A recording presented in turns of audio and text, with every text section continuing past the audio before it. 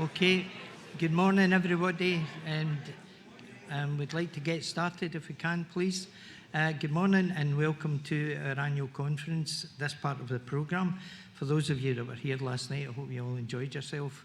The level of noise that was going on last night and the amount of interaction, it certainly looked as if everybody was having a great time, so I'm glad that went well. So today we've got quite a full programme, and I'm now going to hand you over to Pauline, our CEO, to take you through the next bit. Okay, thank you.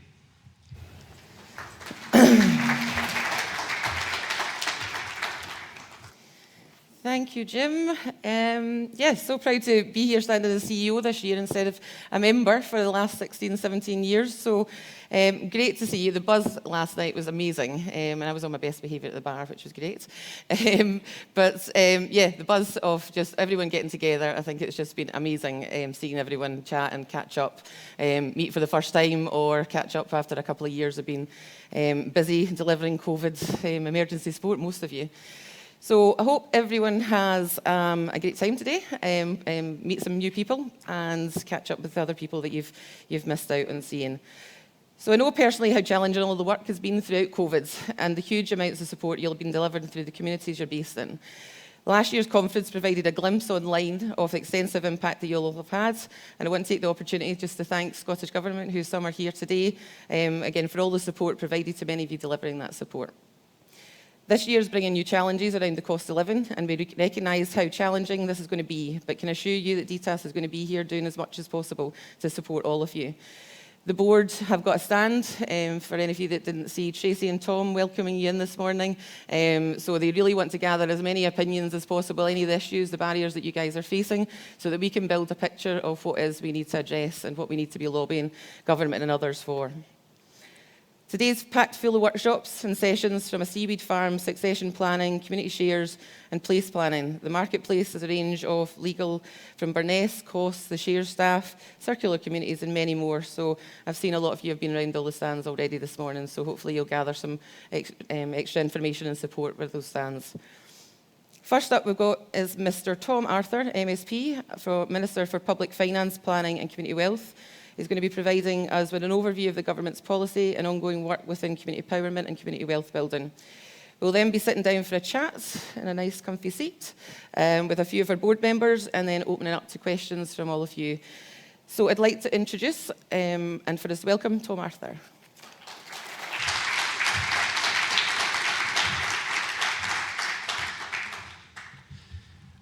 Good morning and thank you to Pauline and everyone at the Development Trust Association Scotland for the invitation to speak to you today primarily about community wealth building. And it's great to see so many of you in person, and I am delighted that the theme of this year's conference is Gather, Connect and Thrive, which is really encouraging as we continue to recover from the pandemic and seek to tackle the current cost crisis. And I look forward to our discussions this morning, but I would also just want to say a sincere thank you to all of you for all that you did in supporting the country through the pandemic. And I look forward to working with you all as we continue to support our communities through the cost crisis that is biting hard and we know is likely only to get worse. But I also want to have this opportunity to talk about what we're going to do in the future and in the longer term to address some of the underlying issues that have plagued too many of our communities for too long. And that ultimately, in seeking to remedy these problems, is why the Scottish Government has embraced community wealth building as a key tool to support our wellbeing economy objectives that have been outlined in the National Strategy for Economic Transformation. If we all work together, the model has the potential to transform how our economy operates. We need to be both focused and bold to support the achievement of our overall vision for Scotland in the next decade. That vision set out in the National Strategy for Economic Transformation to be a wellbeing economy, thriving across economic, social and environmental dimensions by 2032.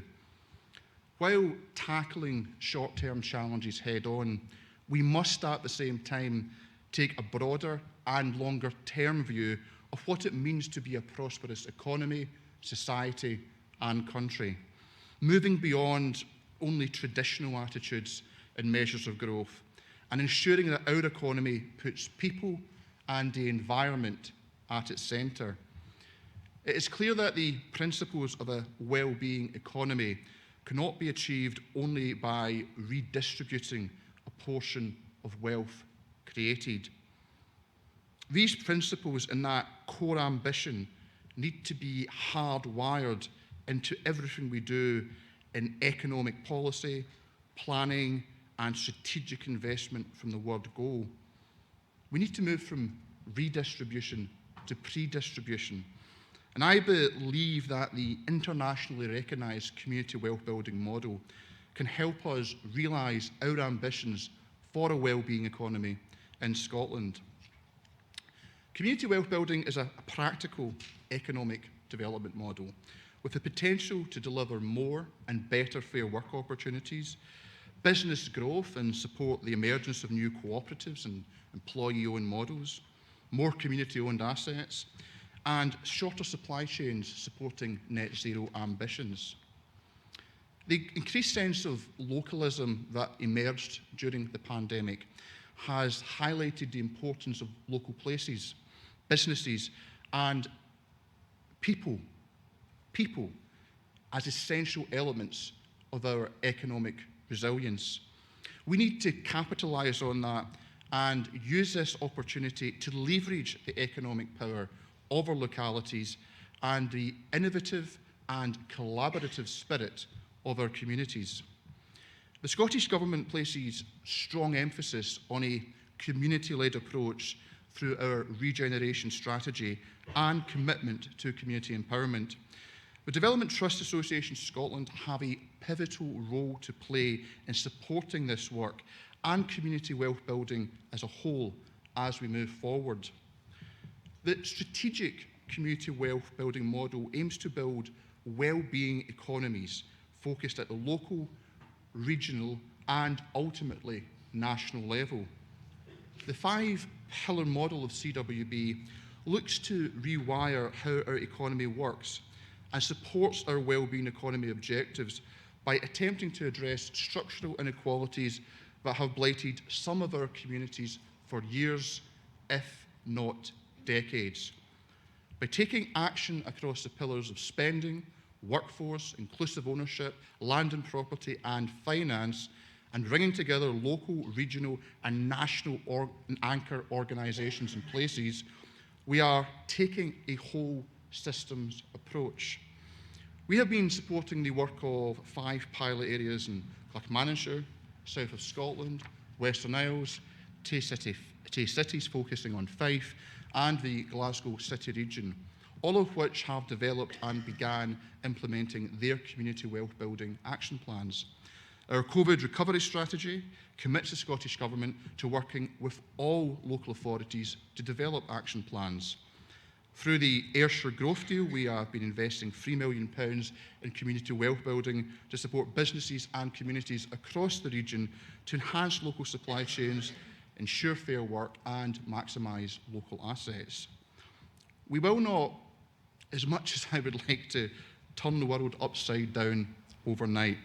However, the model allows us to pursue a course that makes every public pound work harder to create and protect local and regional jobs, offer workers higher quality employment, place more assets in the hands of communities, shorter supply chains, and encourage new democratic business models. Visiting Scotland earlier this year, Ted Howard of the Democracy Collaborative, one of the founding figures of the community wealth building movement, commented on how we in Scotland are fast becoming a global leader in community wealth building. We should recognise this. We have made real inroads and the enthusiasm is clear. We have strong supportive networks and relationships across communities, local government, the third, public and private sectors and funding partners to help us deliver on these ambitions. This was clear last week when I visited employee-owned businesses in both Glasgow and Ayrshire. I also met both virtually and in person with a range of colleagues in local government, the third, public and private sectors. And I am extremely encouraged by the enthusiasm throughout Scotland to embrace this model. But there is always room for expansion and improvement. To catalyse the implementation of community wealth building in Scotland, the 2021 programme for government confirmed our plans to introduce legislation on community wealth building during this parliamentary session. The legislation we plan to introduce will attempt to address blockages identified within the areas leading the implementation of community wealth building and support further embedding of this approach across Scotland. I am keen that development of the legislation is influenced by those with experience on the ground so that we build on that knowledge and enthusiasm. During my discussions with the pilot areas and other key stakeholders, a number of barriers and impediments have been discussed. My officials and I are exploring these to ascertain if these require policy, practice, or indeed legislative remedy. We are being supported in this endeavour by our Community Wealth Building Bill Steering Group, which has representatives from the public, private and third sectors. This engagement will be supported by formal consultation before the introduction of any legislative proposals during this parliamentary session. Community wealth building legislation will of course sit alongside and support wider work underway, for example the review of the Community Empowerment Act. We want to see a Scotland in which everyone can play a full part in society, with empowered communities able to shape their individual and collective futures. The review of the Community Empowerment Act will consider how local communities can have more say over how local public assets are used. Whether that is taking on ownership of land or buildings, or strengthening local decision-making over how services are delivered or resources allocated. We are also committed to bringing forward a new land reform bill in this parliamentary session, and a consultation is currently underway regarding this. We want to ensure that our land is owned, managed, and used in ways that rise to the challenges of today: net zero, nature restoration, and a just transition.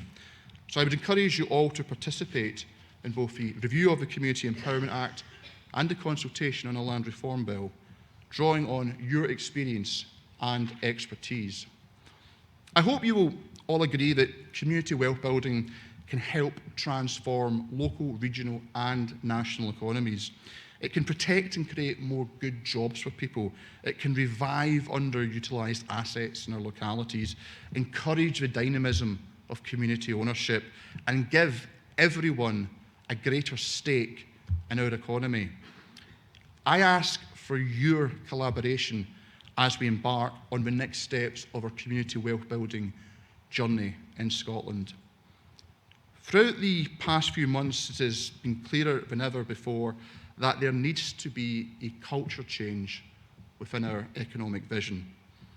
We must all work collaboratively, ensuring the future legislation on community wealth building cements and augments the vital role local authorities and their partners in public, private and third sectors can play in advancing a well-being economy.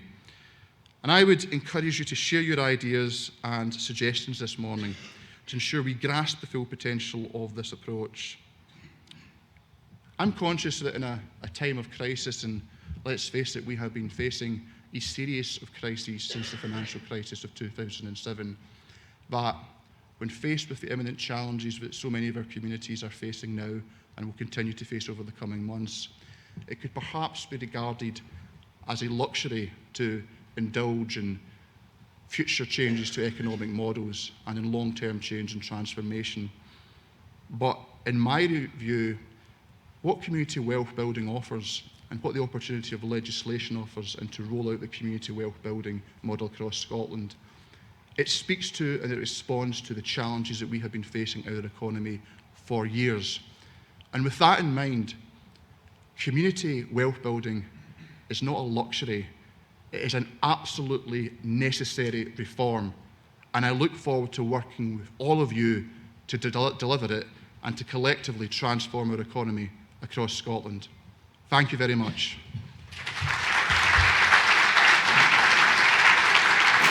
that his?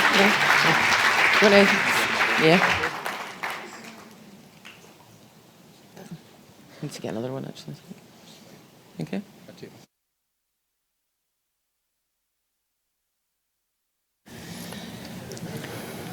After you. Thank you very much, Tom. So we're now going to have a lovely sit down and invite you now up to some of our board members up to join us. So we have Jane Lamont from Beath Development Trust at the very end.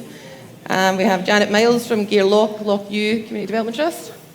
And we have Sandy Brunton, Mullen Iona Community Trust. Morning. Good morning, all. So just going to have a sit-down chat, just basically about some of the issues that we're maybe facing or we would like to talk to Tom a bit more about, get some answers. So have we got anyone want to go first? I think it was Jane, me. she's I think never I was to go quiet, is first. she? You know. Got all my questions and you answered half of them.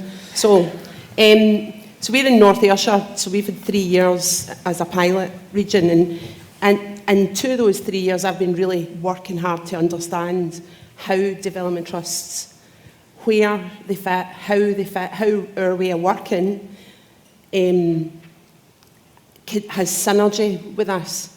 And what the message we've got is this is about economy, it's not about community. Okay? So how can the ways of working that have worked and served communities so well in the past pandemic crisis, the pandemic stuff, and will be a key feature in our communities for the energy crisis and climate crisis going forward, how can our ways of working, which are very well developed in loads of communities, how can they rise to meet this top-down model? And I suppose, how do they meaningfully and practically engage with it? Okay, want me to go one question at a time? Sure.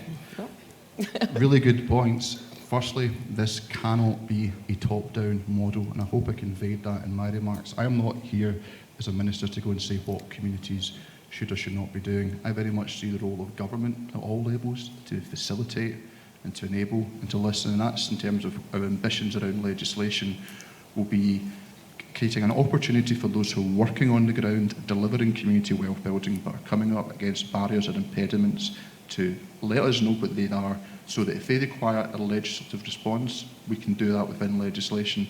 Now, as I also made reference to in my speech, there'll be other things about culture, practice, just the way things are done that will need to change as well.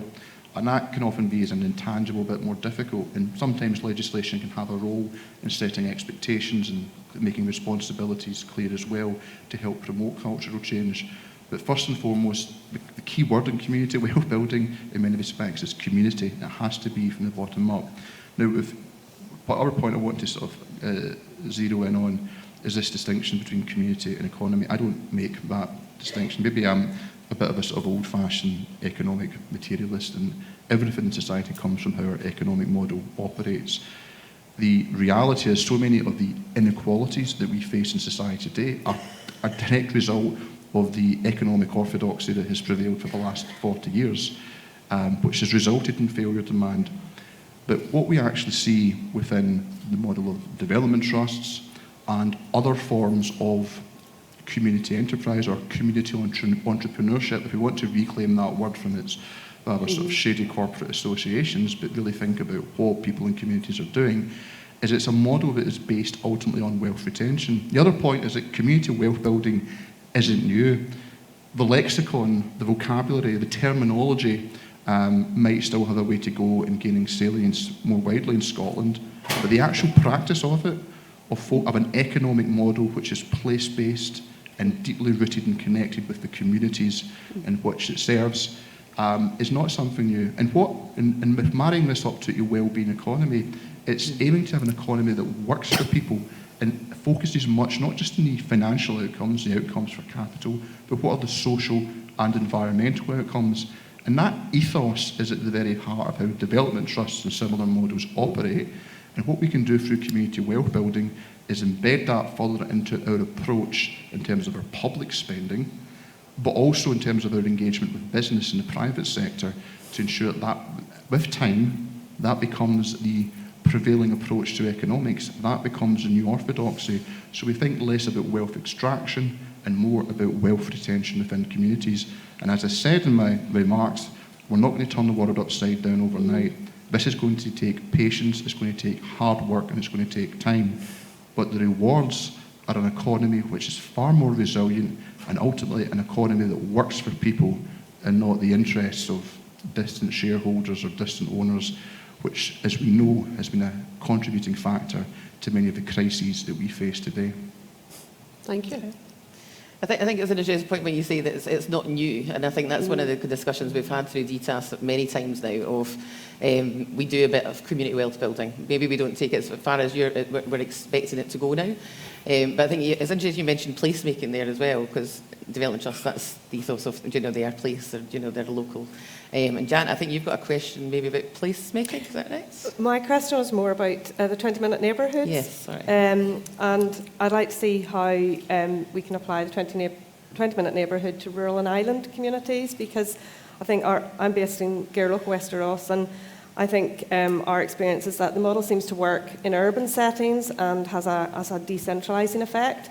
But when you take it into a rural community, it seems to have the opposite effect of centralising.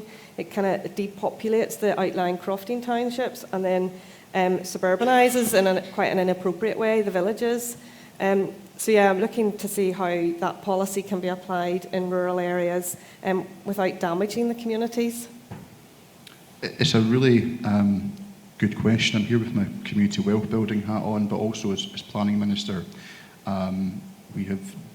We concluded earlier in the spring the public consultation and parliamentary scrutiny of our draft National Planning Framework 4, and that contained a policy on 20-minute neighbourhoods, which there was significant interest in, and many of the points that you articulated were raised as this seems like an idea that works and translates very well to densely populated urban settings, but what does it mean in rural communities?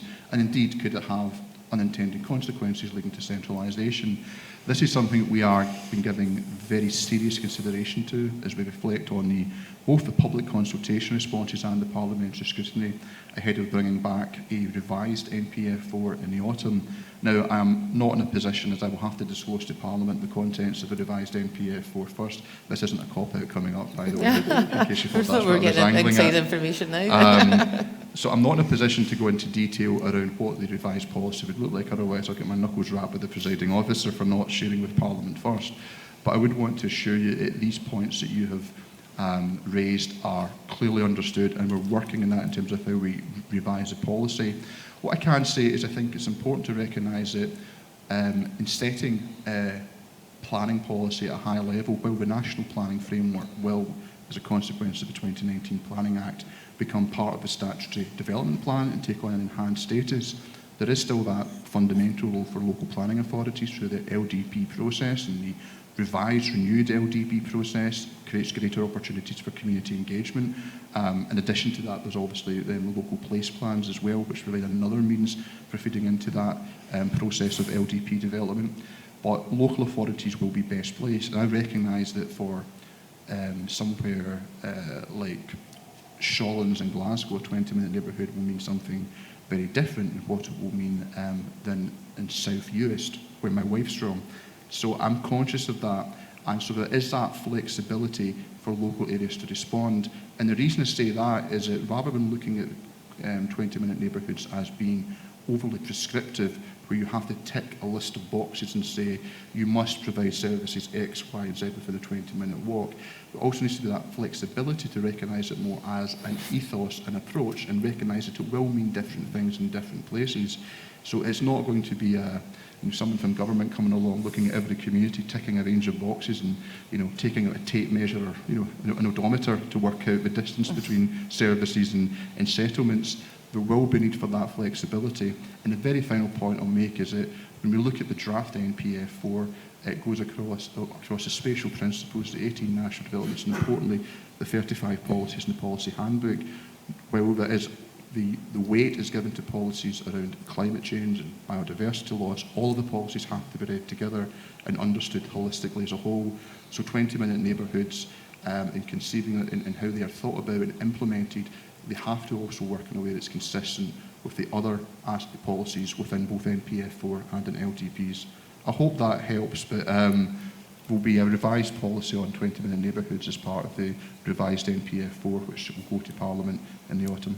Yeah, Later that's, in the autumn. that's helpful. And I think making sure that those implementing the policies understand them in a way that is reflective of rural communities, because they still are quite urban-based. So thank you.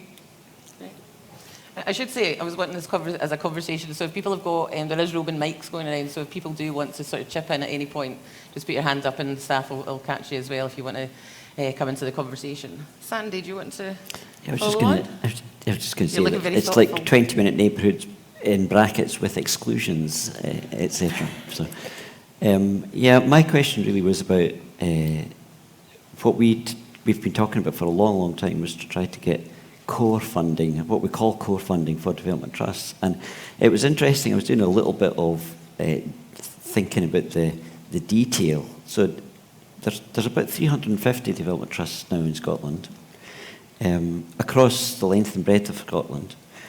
There's about 1,500, and this is old statistics, 1,500 professional staff employed, and with assets approaching £200 million, which is really quite a significant feature, if you like, in our landscapes. And we've been providing professional services and supporting communities throughout Scotland for a long time, but it's really been proved within the pandemic about the value of development trusts, how we have reacted really quickly and come in where many other statutory organisations have not just shown up, actually, for a long, long time. So my question is really going back to previous discussions where we did talk about core funding. I was wondering when, or if you know about any plans for the Scottish Government to core fund development trusts in Scotland. Oh, you left the easy question yourself then. I, first and foremost, as I hope you appreciate, I recognise the work that trusts do, both nationally, but also, it was 5 years in Parliament in the last session as a constituency MSP. I saw some of the great work that goes on in the ground. The ambition of community wealth building is an economic model that we get to where trusts would not ultimately, the core funding that would be required would be minimised, because we're operating in an economic system whereby the revenues being generated are sufficient not only to cover costs but to allow future investment as well. We provide through the strengthening communities, empowering communities, there's funding there, but the reality from a government perspective is that we do operate within an exceptionally tight fiscal set of circumstances. I won't rehearse all of the technical points about how the Scottish budget is ultimately calculated, but it still fundamentally, to a large degree, is determined by the block grant from Westminster. We endured effectively a decade of austerity. The Scottish Fiscal Commission made clear that we had received in the last year, in this financial year, what amounted to a real terms 5.2% cut.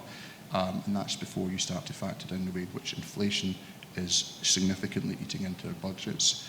And as I think we will all understand, we are going to undertake a emergency budget review in the coming weeks, in which we will publish within 2 weeks of the UK government's fiscal event.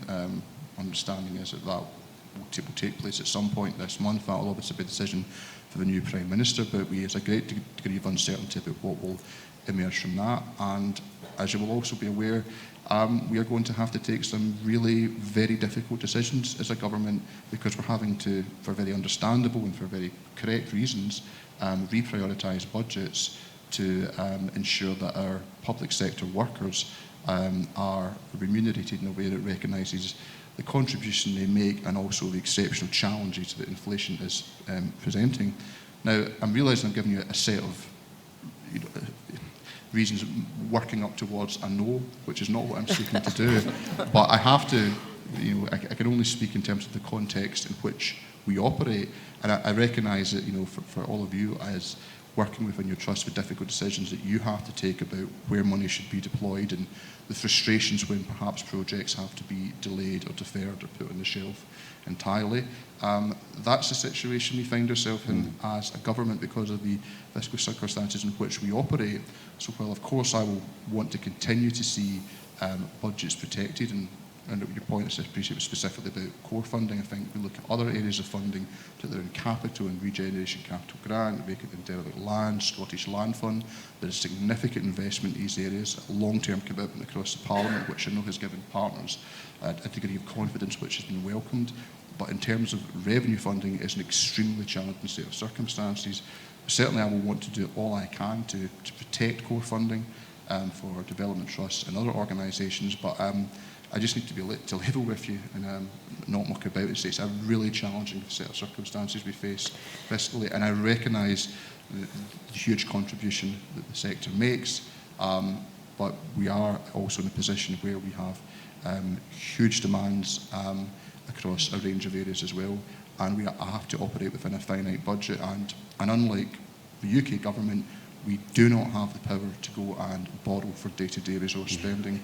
Our borrowing powers are heavily prescribed, and as much as there has been maybe some commentary on social media and elsewhere about options available to the Scottish Government for revenue raising, I can assure you as Public Finance Minister we have explored every single option, and our tax powers are exceptionally limited. We can, for example, change direction tax in year. Introducing new national taxes requires the agreement of the UK government to do so. We are working in partnership with local government on developing a fiscal framework and a new deal to enhance the fiscal responsibilities and the powers available to local government. But the options available to us are extremely limited, and that's why we are unfortunately in this very challenging set of circumstances. Thank you. I think we'll maybe imagine that we might get some significant announcements later today that will free up all sorts of things for Scotland, perhaps.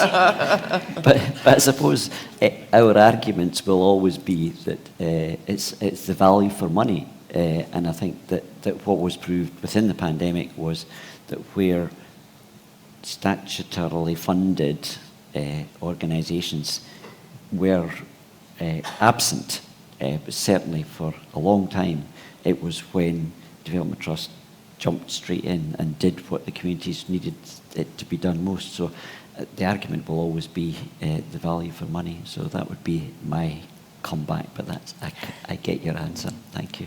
I'll keep chapping at the door for it as well. So change tack a wee bit. You've talked about the climate crisis as well, and there's been a few discussions actually through the seminar. And Janet, we were talking to someone yesterday about, how does climate crisis and community wealth building, how does that address the climate crisis as well? Energy, does it go hand in hand? Is there any comment that you maybe have on that? And Janet, I don't know if you want to answer that as well. It was the economic growth, which obviously doesn't fit very well with the climate challenge, the climate crisis, and how do we marry these two things? And on the, I'll just jump back a bit to the resourcing thing. If I understand it correctly, community wealth building does give local government the freedom, if that's the right word, to look at their budgets and look at the influenceable spend and set that up in such a way as that would allow development trusts to tender for particular opportunities. Am I right? Is that so? So it's not about potentially looking for new money for core funding. It's maybe looking at budgets that are already there within, local authority budgets, and being a bit more creative in how they can be set up in such a way that at least we have a chance of being able to sort of, and because what we do needs resourced. I think that's a really important point. It's to recognise that there already is significant sums of money, 13 billion a year in public procurement, and in all of the engagements I have with regards to community wealth building, as you would imagine, public procurement comes up in every single meeting.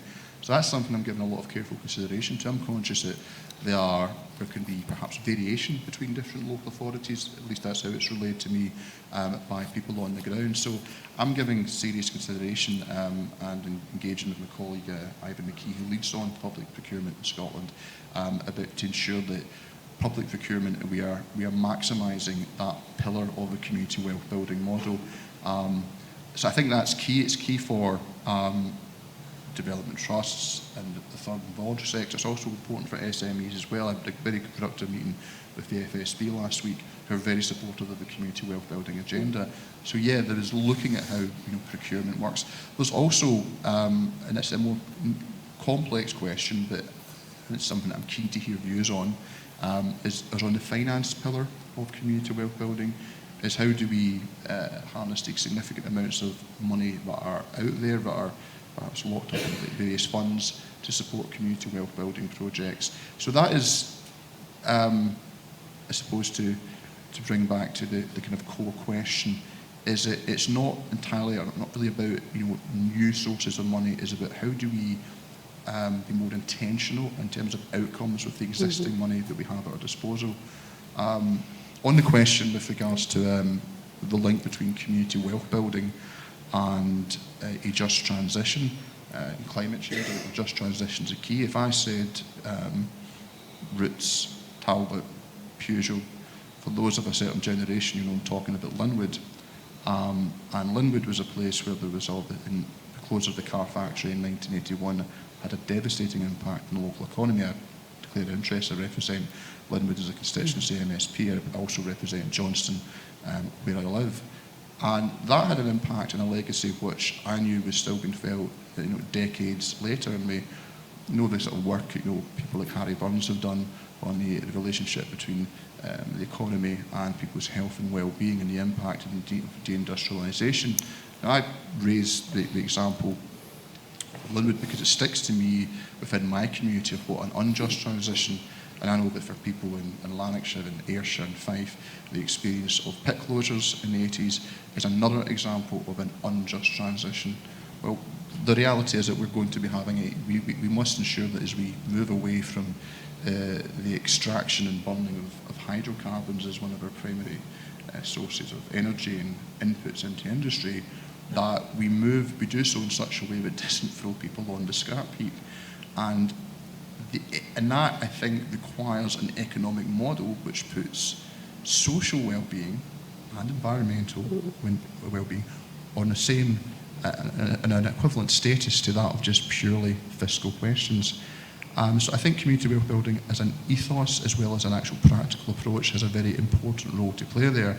And I would give one example, it took from 1981 up until 2021 to get there, but very successful community development trusts in my own constituency in Linwood have now taken on an asset, are running a successful business, and are now instinctively pursuing community wealth building aspirations on their own, on the basis that they want to see more of their Linwood pound retained in Linwood.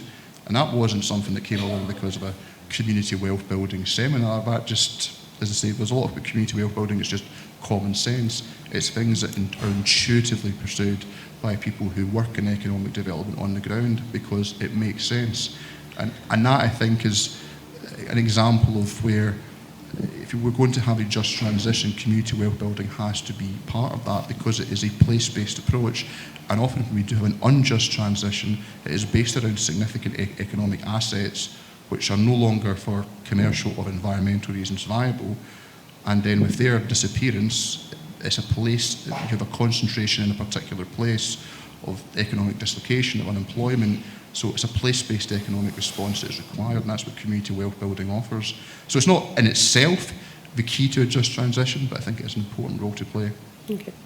Sorry, Glenn, do you want to I was just going to say that I think a lot of it is about looking at where the money is already. And actually, we will probably all know of national and probably international service companies that are contracted to the bigger authorities or bigger agencies, etc. And it takes somebody from, we've got loads of examples on an island where it takes somebody from the mainland to come and change a light bulb because you're not allowed to do that because it's a contracted out service. And that's about keeping the money local. And it's the same money, but actually it's about spending it more wisely. And I think that there's a whole lot of things that are should be thought about regarding the tendering and procurement, because somebody locally wouldn't be on the tender list. They couldn't do it because they're just going to be there to change a light bulb. But literally, I've seen vehicles come to change a light bulb from the mainland, and the ferry expense and the person for the day, etc. So it's how we use our money better, and tendering procurement is absolutely crucial, I think.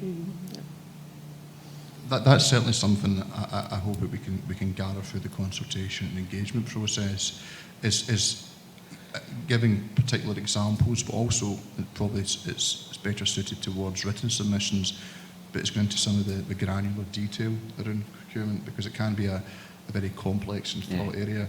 But that kind of intelligence and examples and ideas around, if there's a view of it as a particular policy or legislative issue, rather than just in terms of how existing legislation has been interpreted, then that's something I want to hear about as part of this process, so we can consider if that requires in itself a change to existing procurement legislation.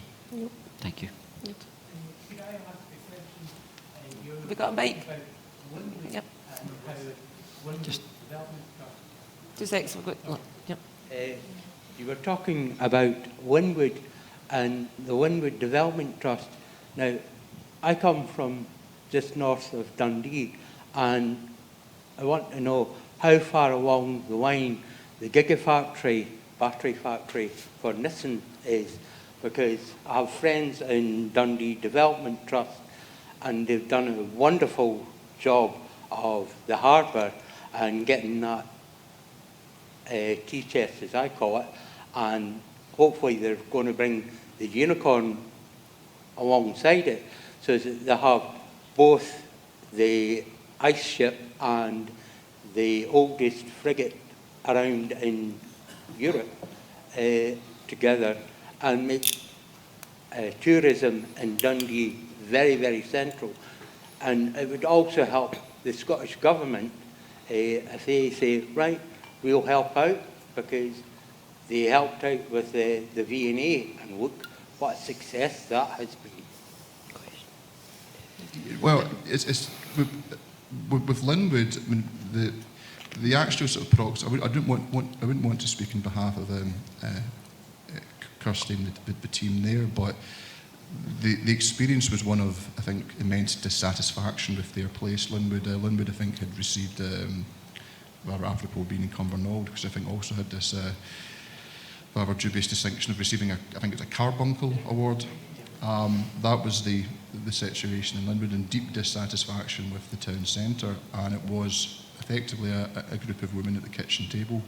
But what can we do to change this? And it was a long journey to get there, over a decade, to go from having an idea to all of the work that took place through council investment, private investment, and ultimately Scottish Government investment, along with other partners in supporting the work of LCDT to go and take on an asset transfer and then develop the Moss Edge Centre. I think one of the things I would reflect upon, though, is that, and it's interesting, I think it's an observation that's worth making just in relation to earlier conversations about 20-minute neighbourhoods. If we think what the actual economic development response was to the closure of the car factory within 10 years, it was to go and build an out-of-town, effectively, retail park.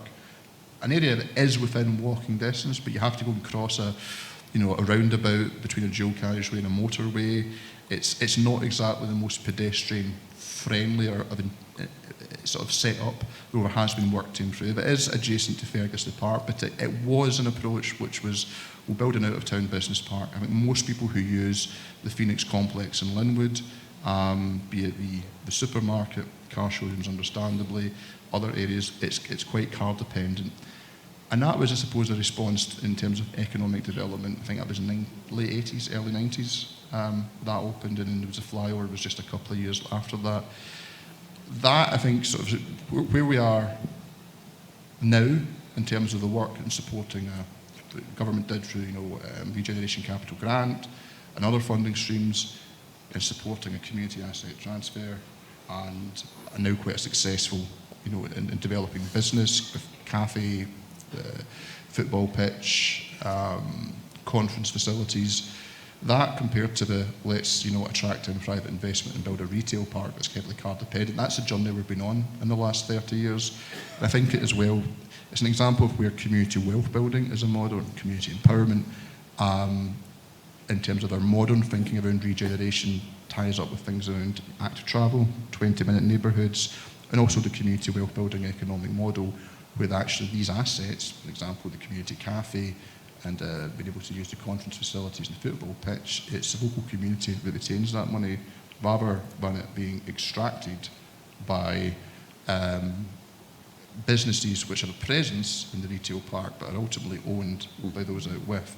And I think that in itself is reflective of the journey. And what we see in Dundee is a combination of excellent local initiatives. I think last August it was the Maxwell Centre visited Dundee, really very impressive.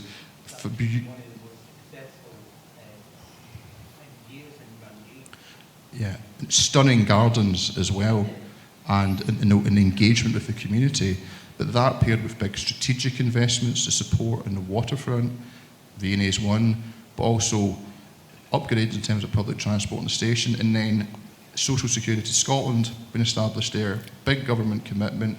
I appreciate the dynamics around office-based hybrid working have changed somewhat since, as a consequence of the pandemic, but still a significant number of people who are going to be working there who are going to be able to have, spend a disposable income in local businesses, and also having that attraction for tourists, for people coming in with the V&A. So it's a more coordinated approach, and the thing as well is it's all in close proximity to public transport. It's in the centre of Dundee, and I think you see how that coupled with support for initiatives like Maxwell Centre, it's more holistic, it's better balanced, and it's not the approach of maybe economic development of, I don't know, 30, 40 years ago, which was let's just go and build, a supermarket, a retail park in the edge of town, which is totally car dependent. Well, the last time I heard the Home Sister Factory, Dundee was one of the preferred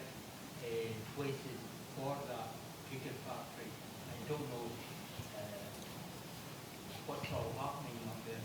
Because, as I say, I come from that area and I have family up that area, and I also have family up in the one way it's changed dramatically from being carbuncle to one of the most beautiful areas, successful areas, down to the local trust and the Scottish Government.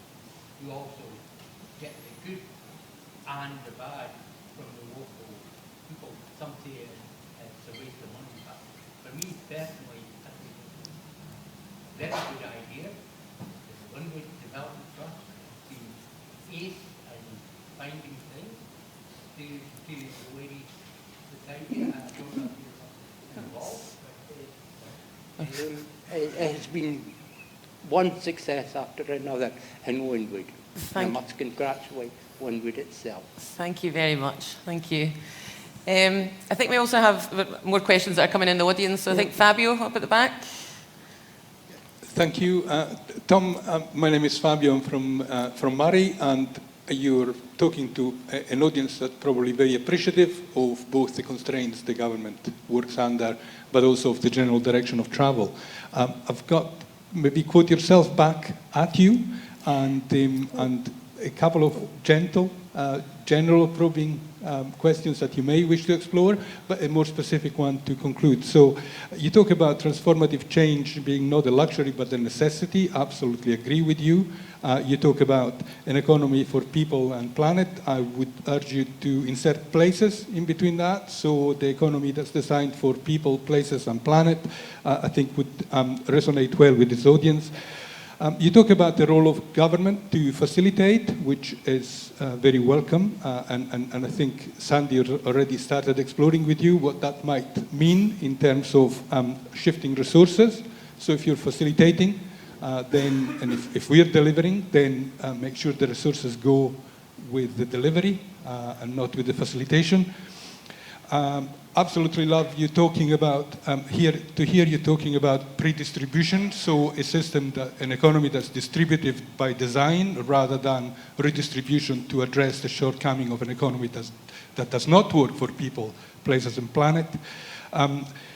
Really welcome the commitment to a well-being economy, but still there is a focus on growth, which is incompatible with life on a finite single planet that we inhabit. But the specific question I would like you to explore a bit is, there are 5 key principles to community wealth building, and you can see what you want to see when you read them. So I read them with a community-based lens, and I see something that can really work for communities. However, they're rather vague, and I would expect colleagues from other sectors to read them in different ways. Do you have any plans in with your legislation to actually make those commitments to community more specific and support them with legislation and statutory instruments? It's a really interesting question. I think it's allied to the question of how do we measure success in community wealth building. Do we just look at it in raw numbers, the number of contracts that are going to SMEs or trusts or EOs? So that's something that we're giving active consideration to. One of the tensions I think exists, or potential tensions that exist with national legislation, is to ensure that we recognise first and foremost that there needs to be flexibility around community wealth building for each place in Scotland. And that's not just regions or local authorities, but areas within local authorities. Glasgow has quite a diverse economy in terms of scale and size and range. You know, what is community wealth building in one part of Glasgow might not necessarily translate in another part of Glasgow. Take that into the context of somewhere the size of Highland, it's a different dynamic. And then even, of course, between our island communities and our urban communities, what particular pillars receive the most focus in the early stages of developing community wealth building will vary, because it ultimately is a response to place in the existing assets. Now, I say that because I recognise that for community wealth building to be a success, it has to come from the bottom up. It has to be led by communities themselves. And by community, I'm using that as shorthand to include all of the relevant partners, not just local authorities, where we can often perhaps, have a first anchor, institution that come to mind, but of course health boards, colleges, and other big spending public bodies within a particular place.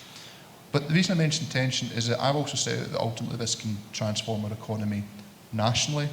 And for me, community wealth building is not just something sort of warm and fuzzy, is economic development's the nice bit of the economy, or it's community empowerment. This is about fundamental rewiring of our economic model.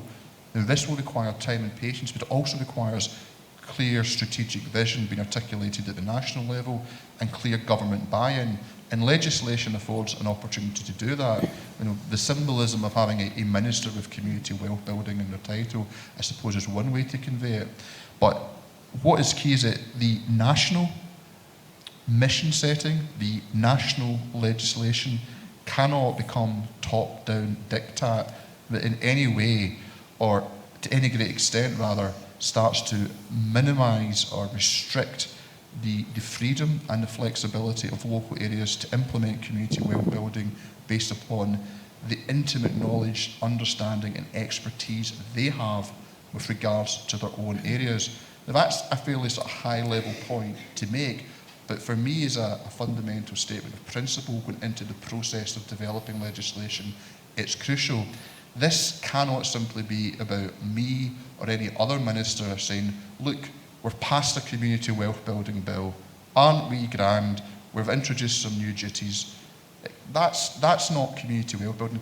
The legislation, primary legislation, is part of it, but the bill in itself will not deliver community wealth building across Scotland. Rather, what I want the legislation to do is to respond to the concerns that are raised by those in the front line, those actively involved right now. What are the barriers, what are the impediments currently in place that require primary legislation as a remedy? And I'm not in it for legislating for the sake of legislating. What needs primary legislation to change? But also I would ask as well for those who are engaged to think a bit further ahead. Where do we see community wealth building in 5 and 10 years' time? Are there things that we can anticipate, maybe barriers or impediments then, but we should seize this opportunity we have for primary legislation now to address, and as such be thinking ahead and demonstrating that long-term commitment to community wealth building. So when I speak about being a facilitator and an enabler, it is very much with that in mind. It is recognising that there's many dimensions towards achieving community wealth building, but fundamentally it has to be locally driven.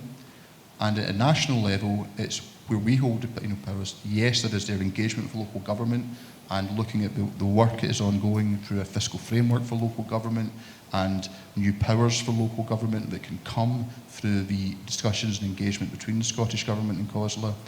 But that in itself, from a national government perspective, it has to be about empowering communities to deliver community wealth building. And for an extent, I see my role is supporting that, making it clear that it's a key part of the government's national economic vision for the country over the next decade, and ensuring that what we're doing, whether it's in primary legislation or secondary legislation or policy, is aligned with the needs of those on the ground who are committed to developing community wealth building. Very final point I would raise as well is just that in delivering this as well, a big part of it is going to be culture change, and that is an intangible, that is one of the more sort of wicked problems that we always have to contend with. But I think by having that clear commitment, clear direction, and commitment around legislation, we're sending a clear message as a national government about the direction of travel, and I hope that acts as a fillip to motivating that cultural change that we need to see. We've actually got a session this afternoon about the 4 nations on community wealth building. One of the things we're discussion around is local democracy matters chats that we had. So a lot of development trusts were involved in a lot of those conversations, and I do feel it's sort of been lost. And all of that was about community empowerment, and how do we change the governance structures and the decision making. But I'd be interested to have a chat about that. But I'm conscious there's more questions in the audience. So, yep. Fisher from Development Trust Chennai. I think for a lot of us, we look to Scotland and we see very progressive policy and practice across the UK. You are ahead of the curve in most instances for many of us. So I suppose I would ask the question, what lessons would you share then with regional authorities across the UK? What's emerging from the 5 pilot areas, and what's emerging in terms of practice, which is not to do, what not to do? And then my other point is this, I suppose, in Northern Ireland we've taken a community-led approach to community wealth building. So it hasn't been led by central or local government as part of a policy narrative. It's been developed from the ground up. It's been developed from communities.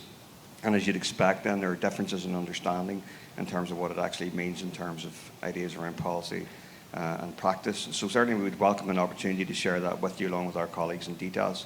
The experience that's been spoken about by Jane and Janet and Sandy is very much evidence from our own network in the north as well.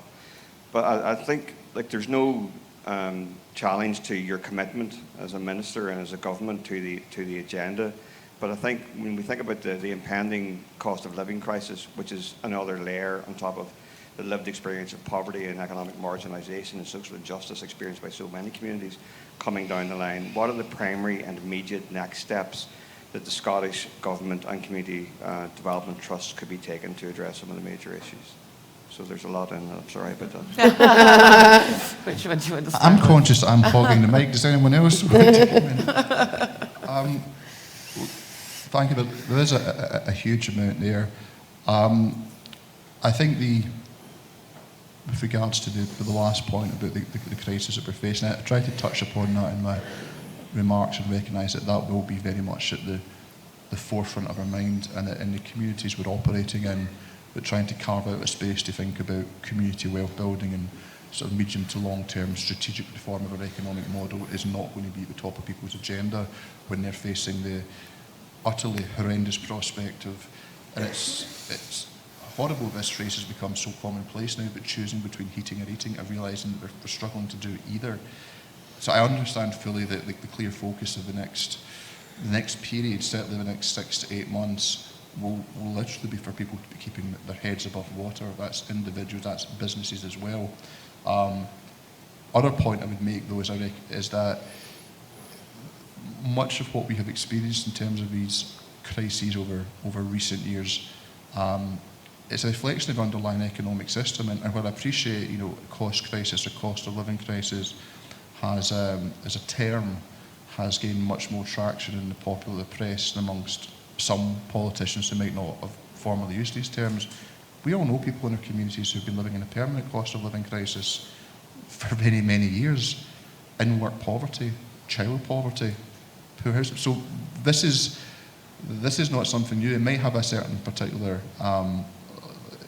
command a particular place on the political agenda because more people are now being threatened by a situation where they're simply not, their income is not going to be enough to go and cover their outgoings. But that has been a reality for too many people for too long.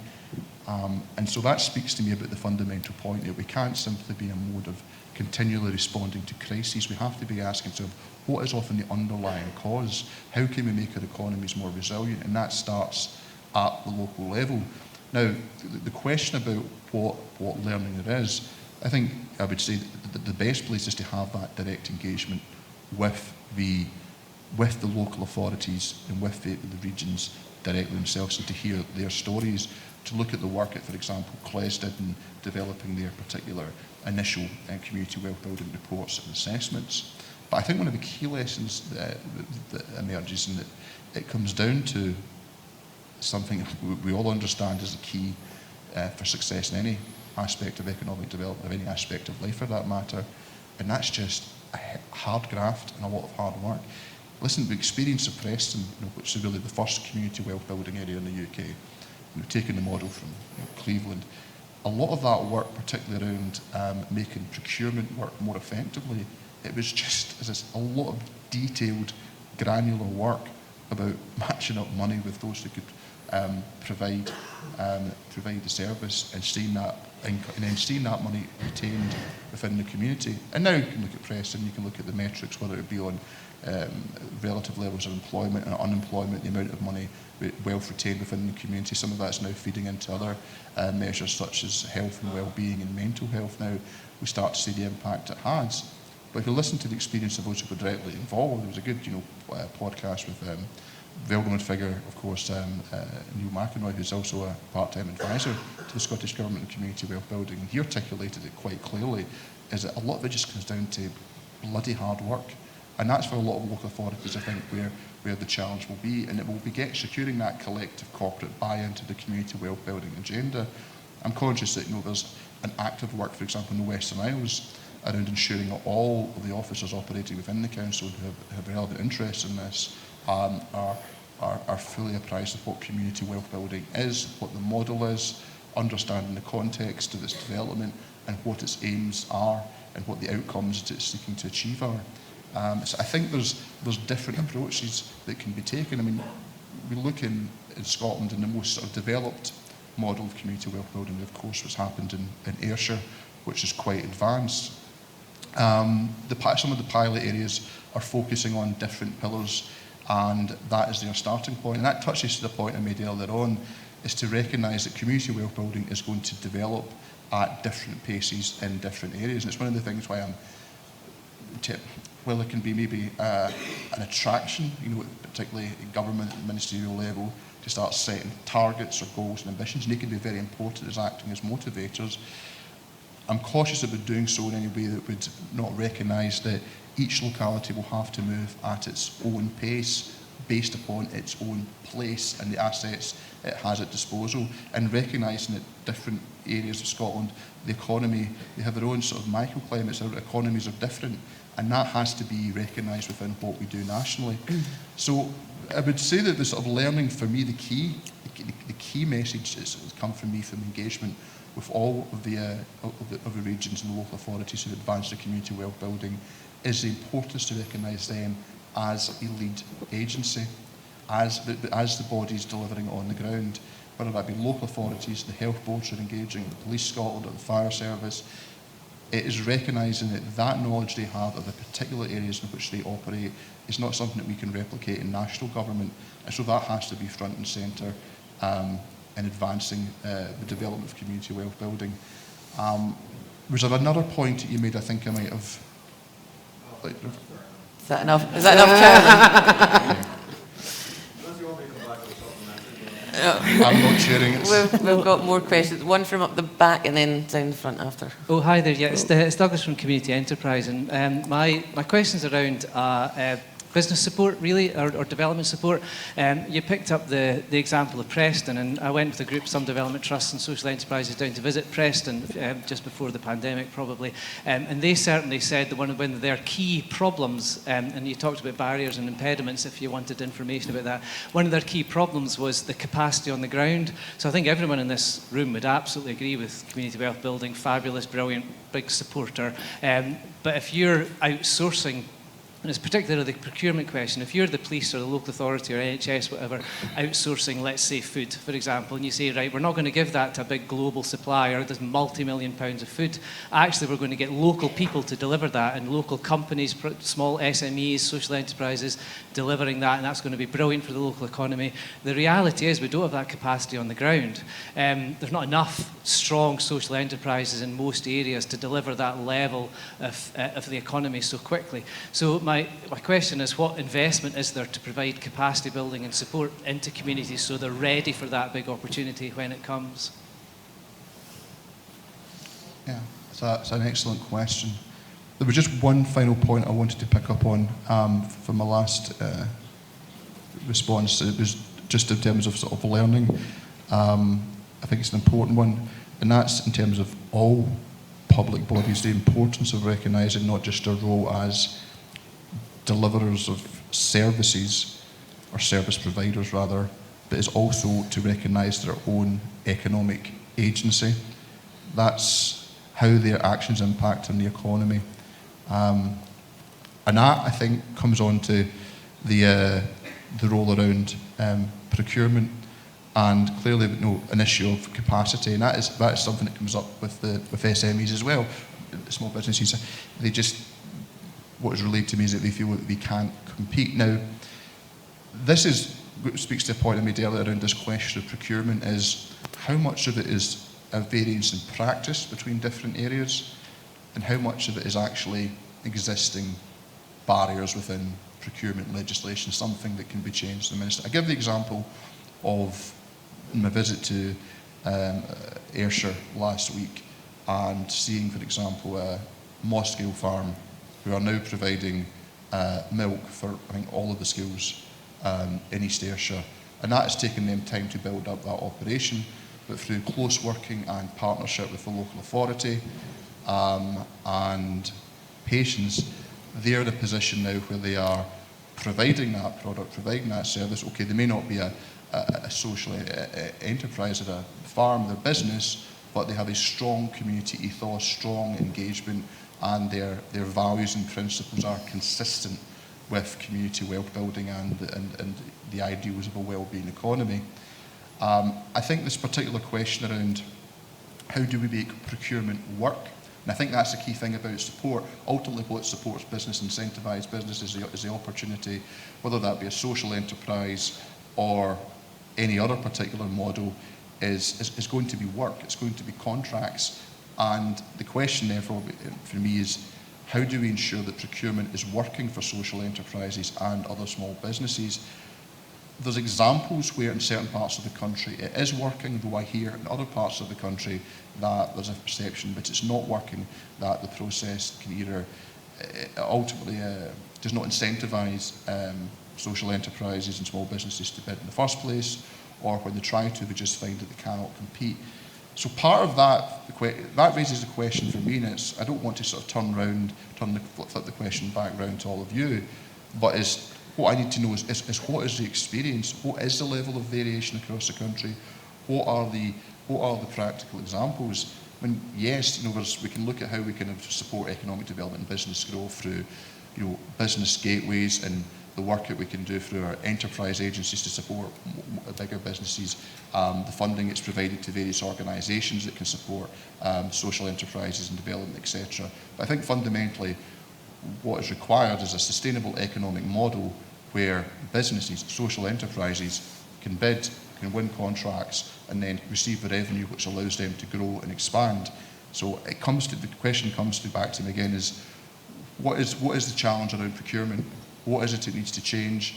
Is it just a question of culture, practice, awareness, or are there specific things within the existing sort of frameworks and legislation that have to be looked at? And I think that's probably something that DTAS and Community Enterprise and others probably could get, produce something to you on. And I don't know what that was. I know we've got a couple of minutes left, and it may be just the heat in here, so apologies for how hot it is. So we do have a couple of minutes left, and we've got a couple of questions here, so a couple more questions, and then we'll release you into the air. Okay, I'm Dave Huddleston from Foldhouse and Break Valley, West Lothian. That's a fire alarm test, I bet. Anyway, I'm delighted that we've got this wealth building funding coming and so on.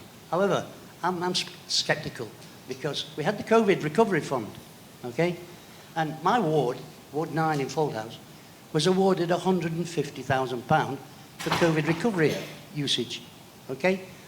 The fund was given out in January last year. We didn't find out about it until the end of November, right? And what we were told when we tried to apply for projects for the village using this money, we were told, no, you can't apply. This is all being distributed by the council officers. Okay? Now, they said, okay, we realise we haven't had the community involvement that we should have had. So if you've got anything that's oven ready, you've got 2 weeks. From the 1st of December to the 14th of December, when the LAC is going to formally issue all the monies, okay? Now, we managed, because the Development Trust were proactive, we got a couple of projects ready to go, and we whacked it in, and we did get approval. And we got 20 grand, right, okay. The other 130 grand, we're still trying to find out what it was used for, because they said it was for core services. So they painted white lines and washed the signs for the village. We can't find anything else that they've done with it. Now, you tell me, or please tell me, how you're going to ensure that it's from the ground up, from Development Trust onwards, not from the councils deciding what they want to do with it, and then let us know a little bit. It's a good one to end. You'll be glad to know this is the final question that you have to answer. So. Really? I was just getting started. A nice light one. Well, they sort of leave the best to last, don't they? I can understand that this resonates. I just ask you to appreciate, for me as a public finance minister, to start trespassing into the area of telling local authorities how they spend their money and how they distribute it is rather contentious territory. If you want, and again, this again sounds like a ministerial cop-out, if you want to write to me with some of the details, I would be keen to hear, because the experience of COVID was one which, as we all know, changed the dynamic and the need to get money out at pace, and it has been subject to a great deal of debate, scrutiny and discussion and parliamentary interest. And that goes from right across the board, from individual recipients of funds or those who were unsuccessful, through to Audit Scotland, through to the Accounts Commission, through to parliamentary committees. A strong interest in how funds were distributed. I think there's a lot of experience from COVID, and I know from speaking to organisations at the pace that funds were given and the sense of trust that informed the way in which money was distributed was empowering. It created opportunities for innovation, new practice. It also gave opportunities for organisations to come forward who otherwise would have not considered doing so. And I think there's important learning from that process. I can't comment on the specifics around how an individual local authority sought to deliver its funds. I would need to look at more details. But I am sincere. If you do want to write to me on the matter, I'll be happy to write back to you. We'll certainly. No problem. Because it is important. I do have to, of course, respect the autonomy of local authorities, who were invaluable partners in distributing at pace a whole range of funds. And often the scenario was for us as government. I wasn't a minister during the sort of acute phase of the pandemic, but the reality has been that local authorities have been in many cases best placed. They've been the best delivery body available for providing funds. And we're seeing some of the money that was allocated back in February. The local authority COVID Economic Recovery Fund, how that is now being distributed across the country through support of Scotland Loves Local programme or other endeavours as well. So I would want to recognise that the work that local authorities did under a very demanding set of circumstances. But of course, through that entire process, there's lessons for government at all levels to learn, and I'm keen to hear what they are. That was the point of the question, actually. The fact that Very good. we got 2 weeks notice of access to it when they had 11 months. Now, if this community wealth building fund is going to work, it's got to do better than that. It's got to start at the ground level. And you talked about in your opening remarks, saying build from the bottom, which is correct. That's what I'm saying. There's mistakes was made, obviously, in the COVID Recovery Fund distribution. Let's not repeat it. That's the point I'm trying to make. Yeah. How do we ensure that the Community Wealth Building Trust funds are properly talked about at ground level, where we've got the information about what's required? Yeah. And I think DTAS has got some of the answers to that as well. You know, like that's where some of the debates have gone off. We distributed some of the COVID funds as well through Scottish Government, right to the heart of communities, through community anchor organisations, which is sort of where Sandy's question's coming from as well. So certainly we're going to welcome a lot more conversation about this and a lot more discussion. And I think Tom's very open with hearing what we've got to say. So I'm looking forward to, I have sort of tweeted and said that we're going to pull something together from DTAS on community wealth building, cost of living, etc. after this conference. So we're going to keep chatting throughout over the day, and we'll feed back to Tom on further information that we gather from that and what the needs are. So I think that's time to finish, and we're all roasting by the looks of the amount of fans that are out at the moment. But I just want to thank the panel and obviously all of you. It was always an interesting discussion. And obviously Tom, Arthur, thank you very much for spending the time. Thank you.